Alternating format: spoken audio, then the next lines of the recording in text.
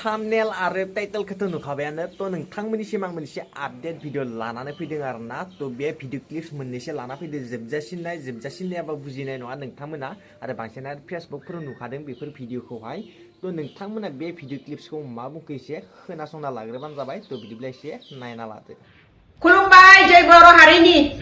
बुङा होनबाबो बुंफ्लांनो गोनां जायो बुङा होनाबाबो बुंनो गोनां जायो लोगोफोर नै बिदि लामा लामा थामायग्रा सानैसो सैमा फाग्लाफोर दोङो जोंनि बर'फोरनि गेजेराव बे समाव बर'फोरा ज' होनायनि गथायसो जानायनि सम फैदो गथायसो जानांगौ बर'फोरा ज' होनांगौ बे समावहा नै बिदि सैमा फाग्लाफ्रा इउपिपिएल बिपिएल पलिटिकेल खामाय होयो नै बिदि सैमा फाग्लाफ्रा जन खारजि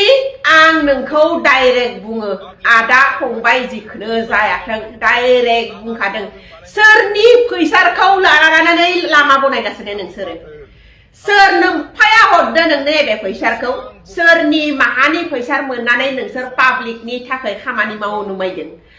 सोरनि फैसाखौ लानानै रोड बनायनो मायदों आरे मूर्ख सबबो मिथियो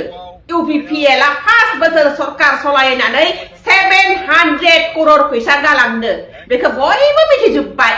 मिथि नङा आरो बयखौबो मिथियो 17 बोसोर सरकार सलायनानै बीपीएफ सरकारा 1500 करोड़ फैसा धार खालामना गालांनाय बेखौबो बयबो मिथियो बे फैसाखौ 5 बोसोरावनो इउपिपिएल नि माबा लिडारा प्रमोद बर' सारा बे फैसाखौ धार खोमारिनानैबो दिनै सरकार गारना थांनाय समावबो 700 करोड़ फैसा गालांबाय जोंनि पाब्लिकनि थाखाय बीटीसी नि पाब्लिकनि थाखाय मूर्ख जन कार्जि मेलेम गैयि साला सैमा बांग्रा फाग्ला माखौ बुकिलाबायबाय थादोलै नोङो सोर फेसबुकार रायदो दै नोङो नाम हमना नोङो जाम्बा साला जों नोंनि नामखौ हमनो हायोबा नों बै फेसबुक सलायग्राफोरनि नामखौ मानो हमनो हायालै गियो नामा नोङो गिख हा गिदों नामा नोङो जन खारजि खालि इउपिपिएल बिपिएफ खालामबाय थायो बियो साला थाखा फैसा जा जेसां जानो हायो बे 700 करोड़ फैसाखौ जा नोंसोरो जानो थाखाय होलांदो इउपिपिएल सरकारा फैफिनगोन जेब्ला फैफिनगोन होमबानिया बे आरो खामायफिनगोन सिन्ता गैया जुदि प्रमोद बर'आ बै 700 करोड़ फैसाखौ जानो नांगौमोन बा माइनि नै ओरै एक चुटकी होननानै बुङो ना एक चुटकियावनो बे 700 करोड़ फैसाखौ जाना गालांगौमोन बियो नाथाय बियो बिदि खालामासै जोंनि पाब्लिकफोरनि थाखाय गालांबाय जन खारजि नोंनि थाखा खामायनायखौ मिथियो जोङो नों बोरै थाखा खामायो बिखौ बै सानैसो बीपीएफ नि लिडारफोरा हाग्रामा सारनि खिथुमथि थानानै बीपीएफ जिन्दाबाद होनना बुंग्राफ्रा बिसोरो नोंनो खुस्रा फैसा गारसनना होयो जन खारजि बेखौ खनखांग्रा मानसिसो नोङो जाम्बा साला नोंथांमोनहाथ' नुखाबायानो बे भिडिअ क्लिप्सखौहाय आरो बावदों आरोना भिडिअ क्लिप्स बे भिडिअ क्लिप्सखौबो नायना लानो हागोन मा बुंखो थ' बिदिब्ला एसे खोनासंना लादो। जय बिटिआर एकर्ड जिन्दाबाद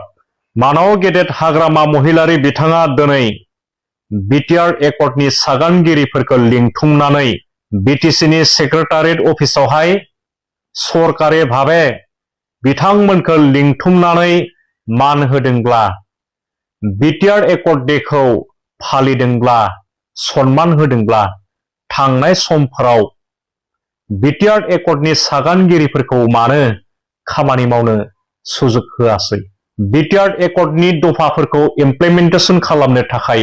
मानो खाबु होआखैमोन खुलुमबाय रायजो राजा नोंथांमोन दिनै बिटिआर एकर्ड डे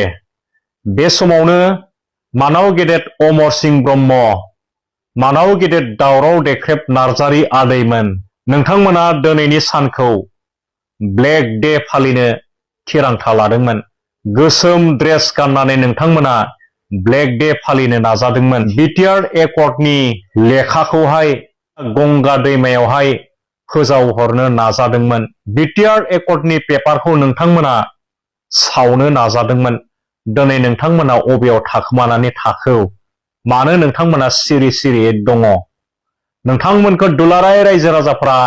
गोसोखांदों बे बुब्लियाव दा पइन्टआव फैनो रायजो राजा नोंथांमोन हाग्रामा महिलारी बिथाङा दिनै बिटिसिनि CEM बिथाङा सरकार सलायबाय दं। जों बयबो मिन्थिगौ हाग्रामा महिलारी बिथाङा बिटिआर एकर्ड डेखौ सापर्ट खालामाखैमोन थांनाय समफ्रावहाय। बिटिआर एकर्डनि हेंथा खालामग्रासोमोन। सिमा बारायनायखौ बिथांमोना हेंथा खालामग्रामोन। बिटिआर एकर्डनि दफाफोरखौ मावफुंनायाव बिथांमोना हेंथा खालामग्रा हान्जामोन। दिनै सरकाराव फैनायनि उनाव हाग्रामा महिलारी बिथाङा बिटिआर एकर्डनि सागानगिरिफोरखौ दैदेनगिरिफोरखौ क'क्राझार बिटिसिनि सेक्रेटारियेट अफिसावहाय बिटिआर एकर्ड डे फालिनायाव बिथांमोनखौ मानो लिंनो गोनां जाखो, मानो मान होनो गोनां जाखो, बेनि आन्दोआव मा रहस्य दङ आं बुंनि। आथिखालाव हाग्रामा महिलारी बिथाङा बिटिसिनि चिफब्लाबो बिथांनाव बिटिसि सरकार सामलायनायनि कमप्लिट पावारा गैया, बेयो रोखा फोरमान जाबाय। दिनै आसामनि केबिनेट मिनिस्टार जयन्त मल्ल बर'आ बिथाङा बिटिसिखौ दैदेनगासिनो दङ आरो हाग्रामा महिलारी बिथाङा बिथांमोननि खिबु खिबु खारगासिनो दङ। माने हाग्रामा महिलारी बिथांनि सरकारा पावारलेस जानानै दङ। आथिखालाव जों मोनथिनायाव हाग्रामा महिलारी बिथांनि सरकारा रायजो राजाफोरखौ सिबिनो थाखाय थाइसेबो थाखा गैया। रायजो राजा बिथांमोनखौ लोगो हमनो हायाखै। बिथांमोना रायजो राजाफोरनि गांनाय उखैनायखौ सुफुंनो हायाखै दिनैसिम। बिटिसि सरकारा दिनै रांखान्थि भाबै जुरुला जानानै दङ। थांनाय प्रमद बर' बिथांनि सरकारनि समाव जि थालांनाय रां बेखौ लानानैसो बिथांमोना सोलिगासिनो दङ आरो बिटिआर एकर्डनि 800 crore बे पेकेजखौहाय हाग्रामा महिलारी बिथाङा मोननो थाखाय दिनै बिटिआर एकर्डखौ बिथाङा फालिफ्लादों आरो बेबो आसामनि CM डक्टर हेमन्त बिश्व शर्मा बिथाङा थोननाय मथेसो दिनै बिटिआर एकर्डखौ बिथाङा फालिदों। नङाब्ला खिन्थु बिटिआर एकर्ड सावग्रासो दिनै रोखा रोखा फोरमान जाबाय। एकमात्र बिटिआर एकर्डजों फैफानाय 800 crore पेकेजखौ बिथाङा नांथारगौ आरो बेजोंनो बिथाङा कन्ट्रेक्टरफोरनो बिल होनो नाजागासिनो दङ। बिटिसि सरकार सामलायनो थाखाय बिथाङा नाजागासिनो दङ। बै बिटिआर एकर्डनि 800 crore पेकेजनि रांखौ लानानै बेनि अनगा जेबो गैया। जेब्ला बिथाङा बे 800 crore रांखौ मोनगोन, मोनखांनायनि उनाव बिथाङा बिटिआर एकर्डजों जेबो सोमोन्दो थानाय नङा। बेयो सैथो खोथा। दिनै बिथाङा हेमन्त बिश्व शर्मानि थोननाय मथेसो खामानि मावगासिनो दङ। खिन्थु हाग्रामा महिलारी बिथांनि सरकार हिसाबै दिनै जिर' जागासिनो दङ रायजोफोर, जिर'। दा मानगोनां रायजो राजा नोंथांमोन गोबाङानो साननो हागौ हाग्रामा महिलारी बिथाङा बिटिआर एकर्ड डेखौ फालिदों, पिस एकर्ड डे फालिदों, मोजां खोथा, बयबो साननो हागौ। नाथाय आं बेनि गुबै जाहोनफोरखौ नोंथांमोननो थख' फोरमायनानै होखाजोब्बाय। दा नोंथांमोना बेखौनो जानो हागौ नोंथांमोना बे भिडिअ क्लिप्सखौ नुबाय, ओमफ्राय आरो दंबावो आरोना भिडिअ क्लिप्स। नोंथांमोना बे भिडिअ क्लिप्सखौ एसे खोनासंना लानो हागोन आरोना, मा बुंखो एसे खोनासंना लाबावदो। हाग्रामा महिलारी ডাঙৰীয়াই বিটিআৰ একৰ্ডৰ নাম লৈ যোৱা নিৰ্বাচনত নন-বড়ো মানুহসকলৰ মাজত যি এটা অপপ্ৰচাৰ চলাইছিল, তেওঁলোকক যেনেকৈ ভয় খুৱাইছিল আৰু তেওঁলোকৰ পৰা ভোট ল'বলৈ সক্ষম হৈছিল যে বিটিআৰ চুক্তিৰ 7.2 দফা অনুযায়ী বিটিআৰ একৰ্ডত স্পষ্টকৈ লিখা আছে যে বিটিচিত উচ্ছেদ হ'ব বুলি। এই কথা হাগ্ৰামা মহিলাৰী ডাঙৰীয়াই ৰাইজৰ ওচৰত কৈ ফুৰিছিল প্ৰমোদ বড়ো ডাঙৰীয়াই উচ্ছেদ কৰে, কিন্তু আমাৰ বিটিচি চুক্তি অনুযায়ী আমি উচ্ছেদ নকৰোঁ, সকলোকে ভূমিৰ পট্টা দিম বুলি। যদি সঁচাকৈয়ে বিটিআৰ একৰ্ডত উচ্ছেদ হ'ব বুলি লিখা আছে,